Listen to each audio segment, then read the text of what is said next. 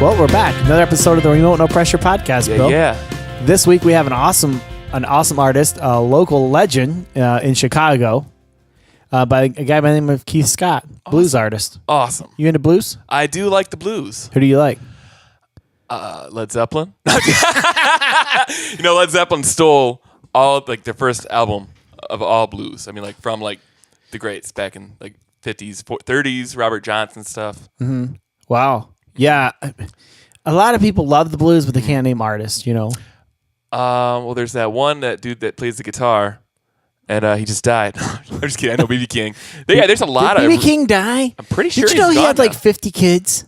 Wow. I'm going to Google it. That's worth putting on the podcast. He had 50 kids. I'm going to put in there, how many kids did B.B. King have? And it autofills as soon as you put B.B. He had 15. That's way less than 50. You know why it autofills? Because they're listening to us. Oh, yeah. 50, King's Estate, 15 kids, 15 moms. Oh, 15, not 50. No, exactly. I said 50.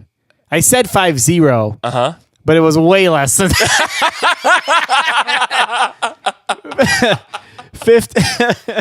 15 kids and 15 moms totally haywire fighting over his estate. Wow. Hollywood Reporter says. Man. B.B. King's net worth, $30 million when he died on May 14th. That would be rough keeping holidays straight and birthdays straight. I know. How do you do that? He was on NPR. He was interviewed on NPR. And it was a fascinating interview. It was he's telling a story why he had 15 kids. It didn't seem to bother him that much. He loved his kids. I'm assuming. Yeah, everyone says they love their kids. I love my kid. Well, most of them. There's that one. Except for that one. Tell you when I'm dead. He's named after me. No, seriously, everyone says they love their kids. I don't think people love their kids as much as they say they do. Oh. I think people are putting it on. Sometimes they do, but yeah, I'm going to get some emails on that. No, but 50, when your kids are listening to this in 20 years. I love my kids. No, I really do. I love my kids, but it's sometimes people go over the top. It's okay. All right. So I'm going to just go out there on a limb. So I don't know why I'm telling this story. But when I worked at a Burger King, this girl named Frozen Patty. No, just kidding. No, but I went to this Bible college. Okay. Yeah. When I'm going to open up here, and I often talk about the Harvard of the South, and it happened to be the college I went to, and it's an absolute joke. They called that the Harvard of the South. No, that's what we call it as a joke. You know, a really fat guy you call slim because he's not slim at all. Wait, what? That's why. That's why everybody calls me slim. No, but so we went to this Christian school, and this guy was okay, back it up. We weren't allowed to have TVs in our room. We were allowed to have computers because the internet was new. I mean, it was a new thing, Thank you, Al Gore. Thank you, Al Gore. And we had this guy, he was an RA, and his job was to catch everyone looking at pornography in the school because you could get in trouble for that because we're at a Christian school. Yep. So how did he catch you? Well, we had this as RAs. We had this disc we can run on your computer and see what you've been looking at. Yeah, and I was an RA, right? So you knew how to avoid all the tricky disc stuff. I did. I knew it was coming. No, but I was I figured it was a matter of someone's heart. I'm not gonna beat someone up. Oh God, that's awful. I'm not gonna I'm not. I don't know if that'll make it into I'm turning red right now. Edit. Edit. Yeah, edit. No, but I'm not gonna get a kid in trouble. You know what I mean? So I never even ran the disc. I don't care. I'm not your babysitter. But this guy, his job was I'm gonna catch every pornographer in this school, and that was his thing. He did that. Well, guess who the biggest pornographer in the school was? Mm-hmm. He was. Yep. So he got busted. He got in big trouble. And it was anytime someone's over the top parenting, I love my parents. I love my kids so much. And it's anytime anyone's extreme at anything, I'm maybe they're dealing with that issue. Yep. Maybe they don't love their kids. Oh. But B.B. King, I don't know. I just heard him on NPR say he loves his kids. I don't know how we got down on Rabbit Trail. Yeah, I don't know how we do it either. I don't know. But what I like about Keith Scott, the guy here today, is he lived in Florida. He moved up to Chicago to pursue a career in blues. He saw the movie The Blues Traveler. The Blues Brothers. Blues Traveler. Oh God. I'm really dating myself. the Blues Brothers. Did you like that movie? I didn't watch that till my 20s. Yeah, it's one of those movies I don't think you can appreciate until you're in your 20s. Yeah. And all the star power in it. Oh yeah. Yeah, it was crazy. And that 100-car pileup. Yes, yeah. 100 police car, wasn't it? Yeah, it was. But you can't appreciate that movie till you have some life under you. I'm convinced of that. You watch it when you're 13. It's lost to you. It's not, But when you watch it when you're older, you're like, oh wow, that's a great dude. We're getting the band back together. That was a great movie. I do think it's better than the sequel. I don't like John Goodman as much as who was the first one who Dan died? Aykroyd, Belushi. Joe. Yeah, Belushi. Yep. Yeah, that was a great movie. Mm-hmm. But that time in Chicago history, I mean, there were lots of blues musicians coming up, and I can just imagine what it was like during that time period when blues was like legit. I mean, it still is, but like that walking time, down the street hearing different artists. Yes, that would have been cool. That it became famous. Well, Keith, the guy this week, he's played with a lot of those guys. That is awesome. And he says a bunch of their names. I really didn't know who they were, but I tried to play it cool. Oh yeah. Oh yeah. No, I didn't do that. I don't do that. But I was like, oh, cool, man. Tell him I said hi. Yeah, like some people would know and be like, oh man, that guy is awesome. But I tried to stay engaged. But Keith is a great blues artist in Chicago, based in Chicago. And believe it or not, I played at Orvis last year. I played a show there, and the guy from Orvis came to me and said, man, you got to talk to Keith Scott. And like, I've had his name brought up to me by 2 or 3 people in the area. So I'm glad I could finally get around to having him on the show. So welcome to the podcast. Let's light the fire. Today on the Remote No Pressure podcast, I'm very excited to have Chicago blues artist Keith Scott with us. Thanks for joining us, Keith. Hey, you're welcome, Jeff. Looking forward to being on it. Well, some of the guys down here at our local Orvis shop, and also Robert Tomes told me, to reach out to you. Was like, this guy's, a musician, and he's a fly angler, and you're pretty well known in the fly fishing community. Am I right? Well, in my 12 years of it, I think I've made some pretty good inroads. So yeah, that's awesome. I might have overdone it a little bit, actually. What do you mean by you've overdone it, Keith? Well, I had I have a friend in Wisconsin that got me into it, and I kind of keep on telling him, oh, we're going to do something, but I just kind of do all this fishing and traveling myself. And I never told him about it. So how did you end up? I mean, were you in Chicago? Because you were born in New York, you lived in Florida, and then you moved to Chicago to chase this blues, the blues traveler dream. How did you end up going into fly fishing? I mean, what made you seek? Did you seek that out? Did someone introduce you to it? What was that? Well, like? I always had like a little cheap Fenwick or something, and maybe in college I caught a few bass on poppers, but I never took it seriously. And then I just kind of got in. I stopped in the drift list in 2005 on the way back from a convention, and I met a guy named Gunner who was fishing, I think, timber coulee, and I really hit it off with him, and I really dug what he was doing. And I had kind of burnt out on casting for salmon with plugs, and I was just kind of sick of it. So I thought, oh, this is something I'm going to maybe pursue a little bit, Sure. And then went from there. I went to Gander Mountain and dumped some cash and, bought some mediocre gear and just started pursuing it, Now about 50 or 60 rods, 60 reels later, I'm kind of, like I said, I've overdone it. Yeah, it's amazing. Now I was reading through your bio. You have quite a history of playing in the blues. Yeah, I've been playing for a long time now. Now I officially can say I got a little history. Yeah, and you've met some insane people. I'm sure you have some great stories. But how did you end up choosing that genre versus any other genre? I just a friend of mine introduced me to Muddy Waters on college campus, and that kind of got me going. And where did you Back, go? Where did you go to in the college? 80s, yeah, Where in Gainesville, Florida. Okay, and you guys moved to Chicago to just get part of this. We just kind of left college and moved to Chicago, and just stayed on the whims of finding some work. Mm-hmm. And pretty much that was it. Never went back. What year was it that you moved to Chicago? That would have been 82. Okay. And was that before or after the Blues Brothers movie came out?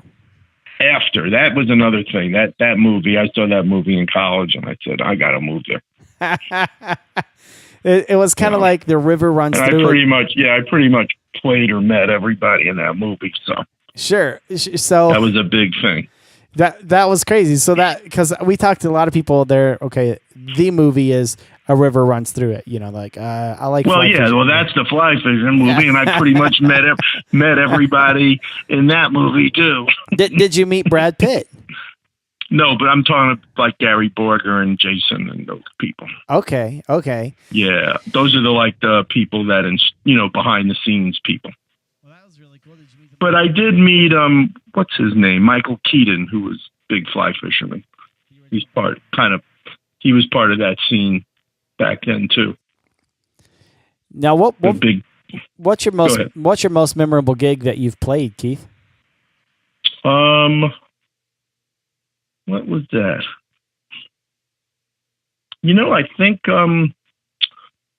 think some pretty good House of Blues shows upstairs opening for like maybe Pat Travers Band or Little River Band. I think doing that, maybe playing Chicago Blues Fest was pretty cool too. You've played with a lot of famous blues musicians, correct? Yeah, a bunch of them. Can you just? I know you're not a name dropper or whatever, but could you just name a few that you've played? Yeah, with? I would say Coco Taylor, Bo Diddley. Let me think who else. Guy named Jimmy Dawkins, Little Milton, Junior Wells. AC Reed, those are a few that I can think of. You were kind of off the hand. You were like a hired gun to them. How did you start? Yeah, kind of just a sideman, they call it. Yeah. How long were you a sideman? What percentage of your career? 20 years sideman. 20 years. So it was a long time. And yeah. I think in your bio you talked about how Dawkins taught you, and a lot of these guys taught you how to be a good accompanist. Exactly. Yeah. Can you tell us a little bit more about that? What does that mean exactly? So that means basically just being the support of the band, like carrying the rhythm and making the main artist look good and not worrying about yourself. Was that hard to do for you? Was it hard for you to adjust to just being the side man? Not really, because I don't think I was very good out front back then. So it was a good thing to fall into. That's really awesome.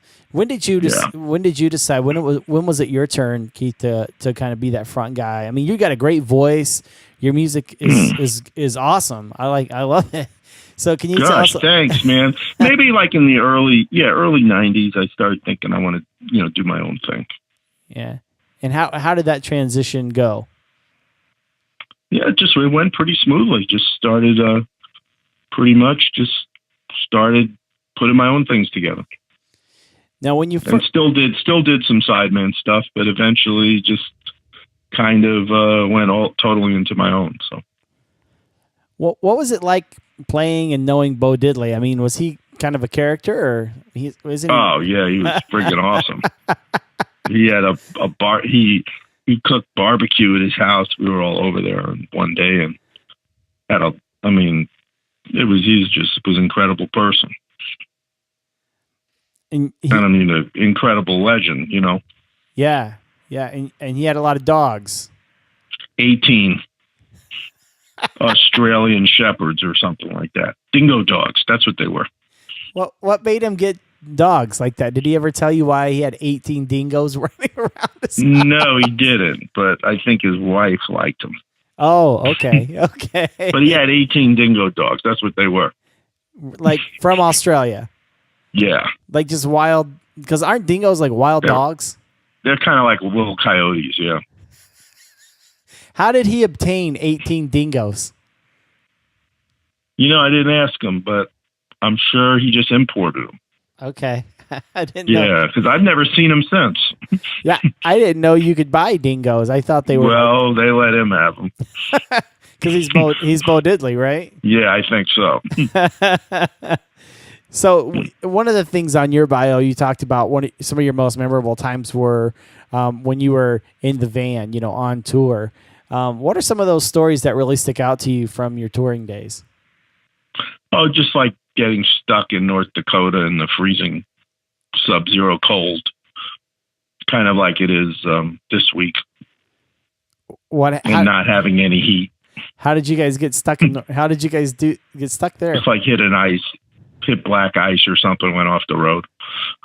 Did you end up in a snowbank or something, or? Yeah, that kind of stuff. Yeah. Numerous times.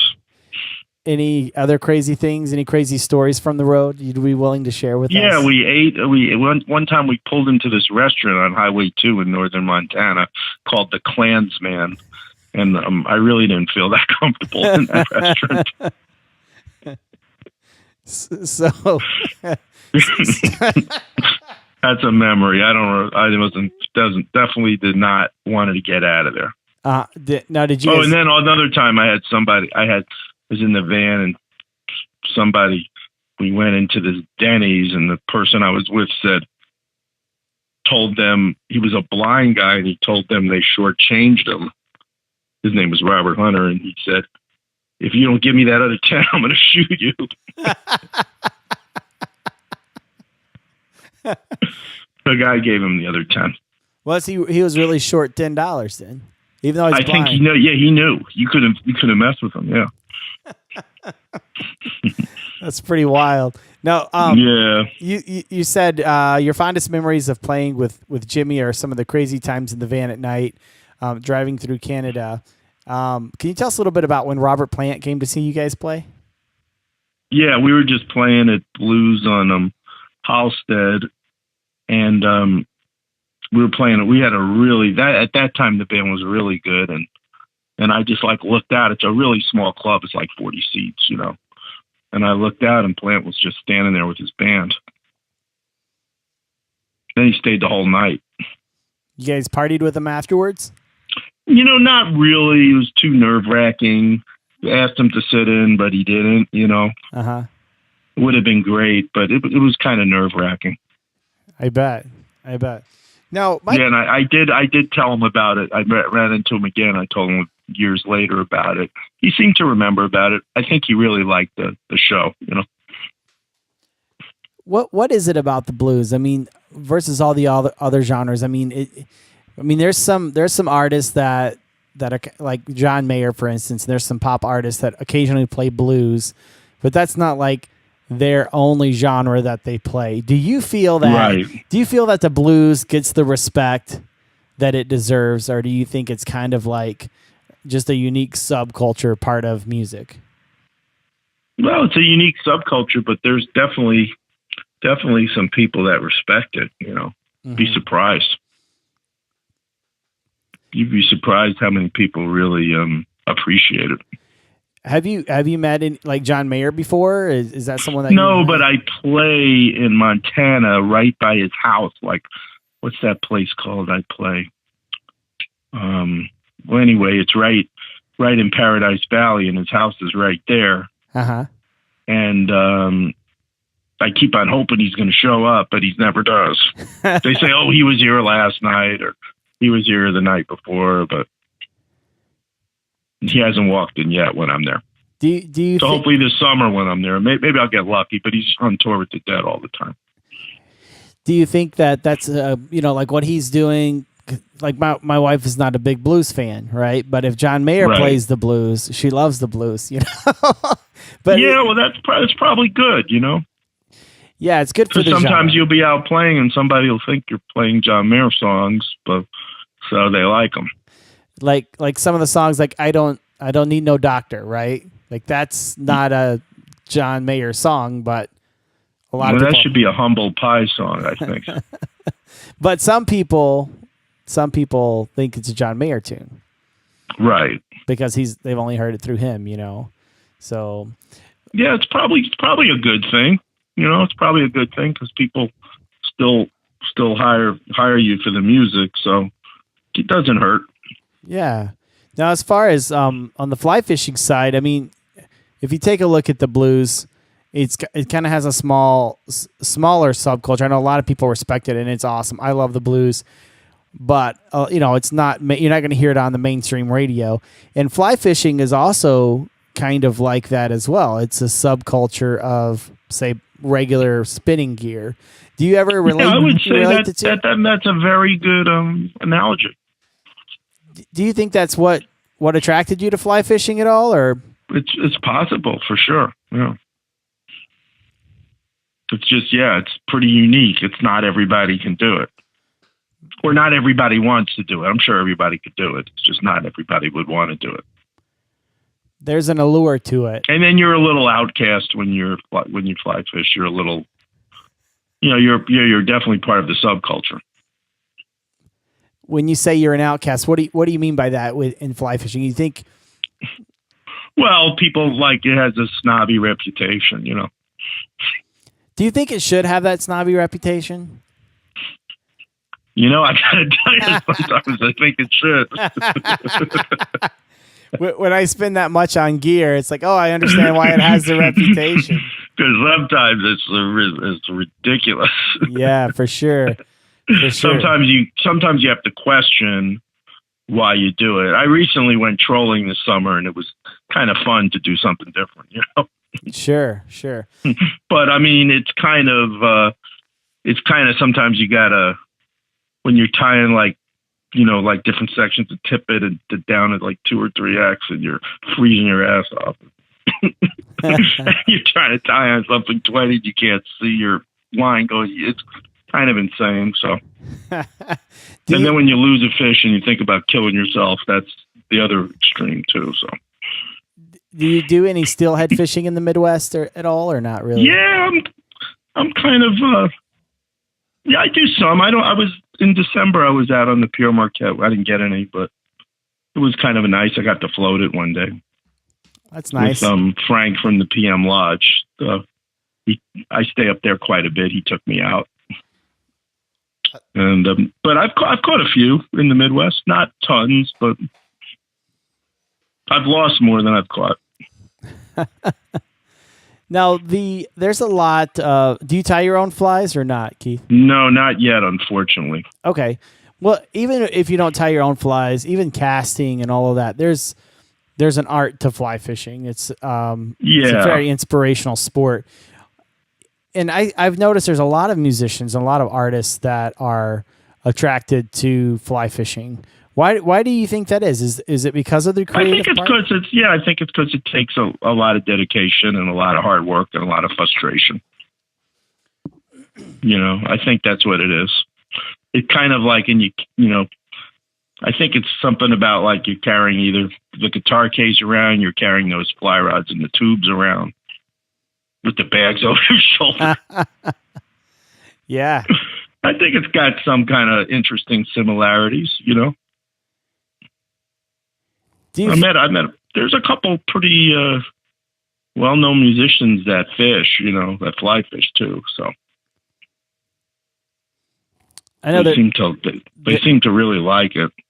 I know there's like Huey Lewis. I know he fly fishes. Yeah, he got that. He's got the place on the Bitterroot. Yeah. Who else? And he sprays water cannons at people going by on drift boats. I don't know if you knew that. Really? Well, that's the rumor. Who are some of the other musicians that fly fish that you know? Clapton. Yeah. Eric Clapton. Yeah. The guy from Judas Priest, Glenn Tipton. Okay. He's a huge fly fisherman. If you ever get on his website, it's pretty interesting. Wow. And there's a bunch of others. I can't remember who they are, but I'll think of them one day. It's very funny that you compare, carrying your guitar case and your gear. Yeah, it's something about those tubes. You pick up those. I always thought it's fascinating. You put those rods in those. They pack them up in those tubes, and then you carry them around. Yeah. You fly in the plane with your tubes. Very similar. My cousin had an idea. It's a pretty good idea. He said maybe you could make a guitar fishing fly rod. I thought that was a really good idea. Huh. If somebody comes up with a prototype, then we could work on it. Like you could play your gig and then it fold into a fly rod. Yeah, for sure. But it's pretty insane. I mean, recently I was fishing. It was like 18 degrees out, and I almost died. And it doesn't, the whole thing is kind of illogical. How did you almost die? Were you on the St. Joe? I mean, it's just so cold. I was out in Washington. It was just so cold. I think I had a strike, but I couldn't lift my hand. What inspires you as a musician and as a songwriter? I mean, what are those things that inspire you and inspire your art? We're just different traveling places and people I meet and scenery, that kind of stuff. Do you like to tell stories in your songs, or are there certain stories that inspire you more? Sometimes I do. Yeah, sometimes I'll tell some stories.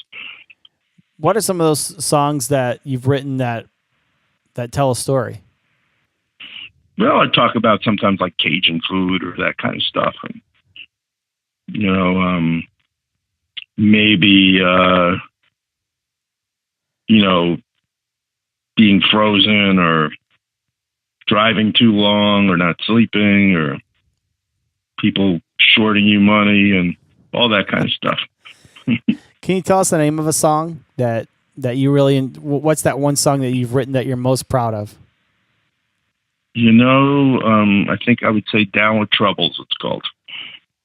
What makes you proud of that one? I just like the lyrics in it. Are there certain lyrics in particular that you like, or? I think it was like, I woke up cold and lonely, had no place to go. I'm going to leave this town. I ain't coming back no more. That sounds like a blues song for sure. Yeah. I'm kind of, I don't know. I mean, I kind of like that. Is there something that happened in your life that inspired those lyrics? Maybe every day. You think about run. Well, you live life on the run. I mean, you're always on the road. I mean, do you? Yeah, I have been, but right now I'm kind of just hunkering down in the cold here, in Michigan. So, are you ready to go back on the road? And once it warms up, or? Oh yeah. Yeah, I was just out in Los Angeles. It was pretty nice out there. Yeah, what were you doing out in L.A.? Well, I actually was play a gig, but I actually am taking care of my dad out in Palm Springs. So. Oh wow. Yeah. Now, is he from New York then and ended up in Palm Springs? Yeah, he's from New York too. Okay, because you were born in New York. And, right. Were you raised out there in New York as well, or? Yeah, in the suburbs. Okay.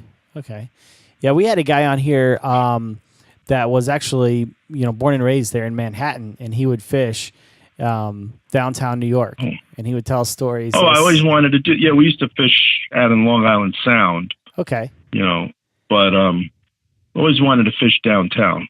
Yeah, he fished Central Park, and he talked about taking the subway, and people would mistake his fly rod for like something to grab onto or something. Yeah. They'd call the cops on those him. guys are hardcore. Those people are hardcore. There's some striped bass fishing in the city too, in the East River, from what I heard. Yeah. Theoretically, if you had a skiff, you could get out there and you could do that, Yeah, we had a guy named Joseph Kane who does that. He came on the podcast as well. He's down in Chile and then is up here in New York doing that during the off season. I like that kind of stuff. Yeah. You know, I have to tell you, when I was in Grand Rapids the other week, I was fascinated with this guy.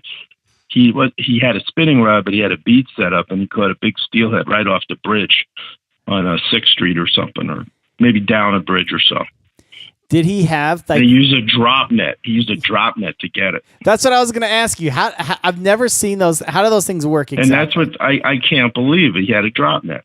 How do they work? Because I've seen those guys on the bridge. So they just drop the net down. You lower it down, and it's kind of got the rope goes from each side, and you get it. It sinks into the water, and then you pull the fish you pull the fish over it, and then you pull up, and then the net sinks, and then the fish is in the net.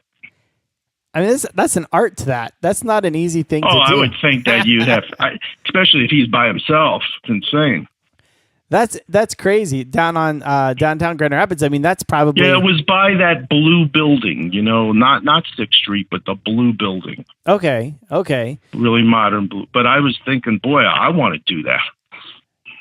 I've seen that's a pretty good looking fishery there, man. They were talking about they catch steelhead all winter and all spring there. Oh yeah, it is. I mean, you have to put up with some riffraff, and it's not easy wading.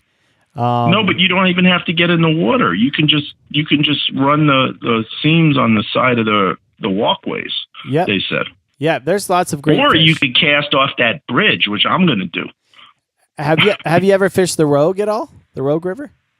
Not enough, man. I fished it up by the dam a couple times, but I've never done any good. Because we pull steelhead out of there year round as well. Yeah, I want to do that. I'm hoping that Nick from Orvis takes me one day. Yeah, that's great. Well, next time you're up, let me know. Maybe we can hit it. Yeah. But that's a good fishery. I've goofed around a little bit on it, but I've never had any luck. But I like the way it looks. Sure. Yeah, but the whole net and the upper, I want to try the upper too. The upper looks pretty cool. Yeah. There's a lot of good smallmouth up there as well. Yeah. But yeah, we got lots of great rivers around Grand Rapids. Even the Muskegon River is less than an hour away. Right. I did that this year. I got a few nice bass by the Amway plant. Oh, they're in Lowell? My friend Robert Beetleman, the guy I was telling you about, he took me out. Nice. And got a few. I mean, nothing big, but they sure fought hard. So yeah. And I guess there's some muskie up there too. Yeah, that's what they say. I haven't hooked any. Like big. Yes. And then I tried the Flat River one day, but it was way too hot. Ah, okay. I mean, I caught a few, but it was so hot. It was like 100 degrees. So, wow. I'd like to try that some more. Yeah. There's some interesting stuff, It's just like you wouldn't even, you don't even think about,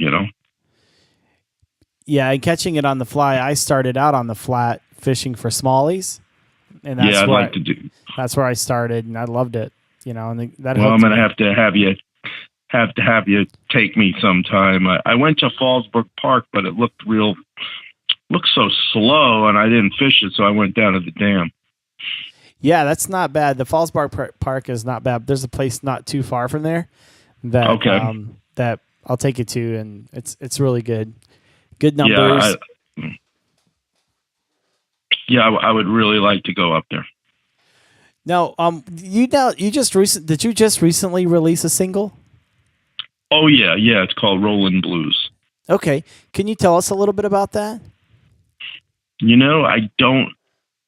I don't know about it as much as I just played it. I don't. I just know it's slide based, and it's in open E tuning, I think. Is there something in particular that inspired you with that song, or just some Delta stuff, maybe? Nothing really particularly that inspired me, I don't think. Okay. Can you tell us a little bit about the song, the structure, or? It's just like 3-4 minutes of guitar groove, and I don't even remember how I came up with the lyrics. Actually, I don't remember lyrics. I have to go back and listen to it. Well, maybe we can share that with our audience. What I'll do is I'll send you it. Okay. I'll send you a couple clips, and then we'll add them onto the show. Okay. Well, that sounds great. Well, I appreciate you hanging out with me. Yeah. Oh, the other thing I was going to say is I'm also doing some artwork now, which is I'm kind of excited about. Yeah, I've noticed that some of the drawings and stuff. Did you do the album art and all of that, or? Yeah, I'm doing all that kind of. I'm just kind of another thing, just to add on, keep me busy, whatever. So when did you get into drawing and painting and all that? About a year ago. Okay, how's it coming along? My mom's an artist, so I think she inspired me. So that's awesome. Is that where you got your artistic side? Yeah. I would like to say I got my business side from my dad, but my business is terrible. What kind of work did your dad do? Some kind of sales and motorcycle sales and stuff. Yeah. So, but he did the fishing, so was cool. That's really cool, man. They all fished on his side. That's awesome. Oh, I think my grandfather was the small stream. I don't know if he fly fished, but he was the small stream loner, smallmouth fisherman. Did he introduce? Did he show? Yeah, which I am kind of the stream loner fisherman. That's more of me. You enjoy doing that? Yeah. Is that why you like the driftless so much, or? I think so. That is I don't know if you go out there, but I haven't been there in a few years. That is the bomb. Yeah. Just because there's 700 rivers. Right. That nobody fishes. Right. I mean, they're everywhere. Right. You spend a lot of time up there back in the day, or? No, I not enough. I did it first, but then I also got chased by a bull there once. A bull? Yeah, one of those, cow, with horns, big, but not a cow. What happened? Well, it's really true. It ran after me. I thought it was a cow, and then it got closer to me, and I said, "Oh, this does not look good." And then I actually had to run for it. And I got over a fence. Where did the bull come from? It came from a pasture, but then it ran. It was the weirdest thing. It started running down the river after me. Really? Yeah, it was really crazy, actually. And I had heard about them. I don't know if I had heard about you have to be really careful out there. Really? Yeah. Because of the cows? No, whatever, with those things with horns on them. Bulls. Yeah. Yeah, the cows aren't a problem. Because you'll be waiting on a stream there, and you go by a bridge, and there'll be like 80 cows under the bridge, like sunning them, just cooling off. Right. So you're just thinking, they don't bother you. But then, you forget the bulls, there's just one. And then you see there's something wrong with this picture, She's a whining woman. She let everybody down. She's a whining. Well, thank you, Keith, and thank you so much for joining us on another week of the Remote No Pressure Podcast. Couple things to remember. Coming up on April the 8th at 6 p.m., we're going to be at the Trout Unlimited there in Pittsburgh, Pennsylvania. Would love to have you out. If you're in the Pittsburgh area, come out and hang out with us at Trout Unlimited. Check us out on the Facebook page for the address and more details. Thank you so much for listening every week. Be sure to give us a rating on Facebook, also on iTunes and whatever podcast platform you listen to. We always appreciate your feedback. And until next time, go fishing. That girl always good to me. She's down whining little woman, and gonna tell trouble to me.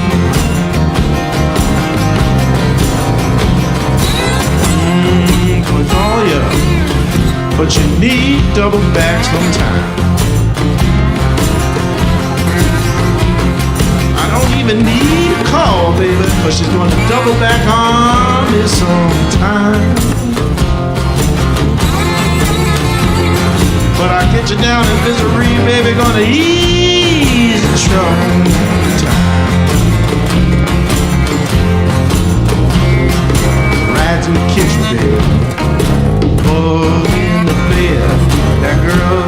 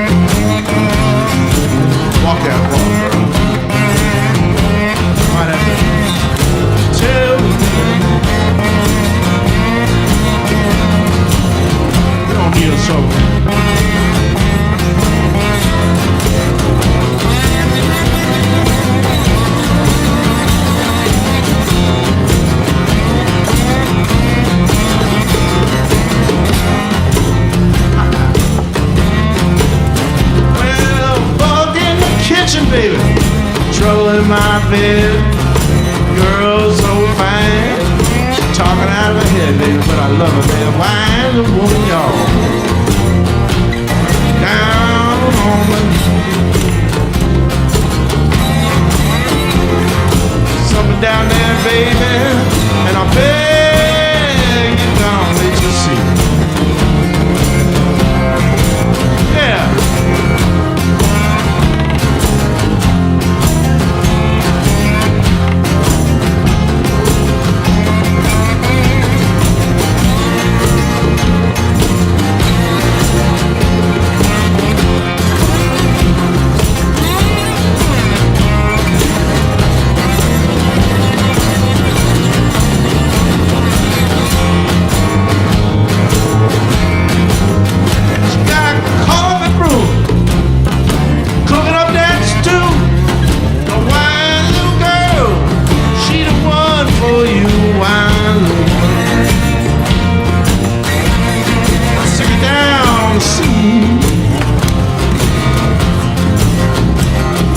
Baby gonna cry on the phone, baby, and I beg you, mama, come home.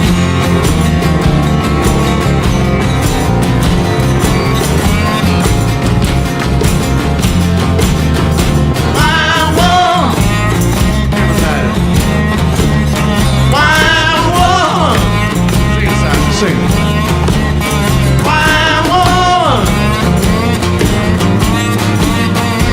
wild woman.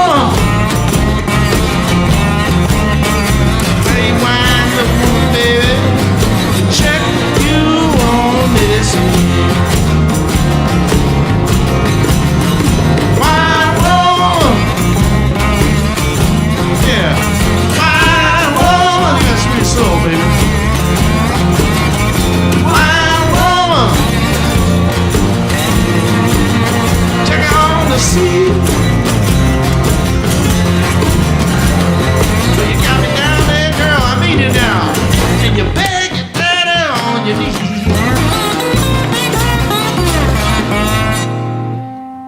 Yeah. So, anyway, well, I think we got enough now for sure, right?